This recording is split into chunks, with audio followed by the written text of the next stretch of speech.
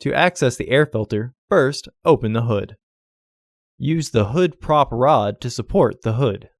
The air filter is located here. Unlock the sensor by pulling the red tab backwards. Pinch the center and pull outwards to remove it. Disengage the sensor wires from their catch. Remove the screws using a Phillips head screwdriver. Lift the housing and free the tabs from their catch.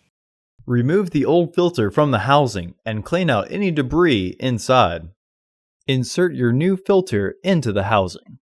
Reinstall the housing by sliding the securing tabs in. Reinstall the screws. Reinstall the wire harness. Reinstall the sensor and lock it into place. Remove the hood prop rod and close the hood. Order your parts today at filterheads.com. Also, please like our video and subscribe to our channel so you won't miss any new content.